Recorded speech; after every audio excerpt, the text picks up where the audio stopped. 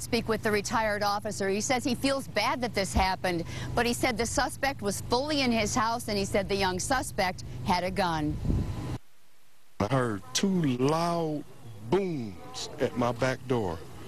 I grabbed my pistol and I got to my hallway. When I looked in my kitchen, this young man was standing there with a snub-nosed .38 aimed at me. I had my gun and my reaction was to return fire. A side door break-in in broad daylight leaves the young suspect dead tonight, and the retired Detroit police officer who shot him saying he had no choice. I feel sorry for him and his family. I want to make sure I stress that point.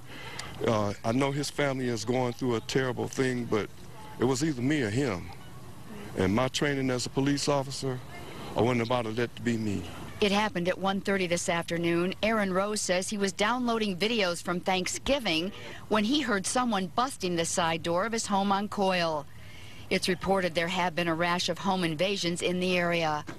After it happened, the family of a young man believed to be the intruder raced to the scene trying to get information. It was too early for police to release it, but it appears from their description of clothing and what the retired officer described, it may be the same young man, and if it was, he made a decision that cost him his life. They asked me what was he wearing, and I told them, and that was it, and they haven't told us anything since. I saw him laying on the floor, wasn't moving. So I went to the phone and I called 911 and told them I just shot a B&E man that broke into my house, and I'm a retired police officer. Now, Aaron Rose was on the force for 35 years. He retired 3 years ago. He says in all those years, he never had to fire his gun at anyone. He says he never thought he'd have to do it after he retired. Police did question him, but police sources are saying tonight this appears to be totally justified. On the city's west side, I'm Cheryl Choden, 7 Action News.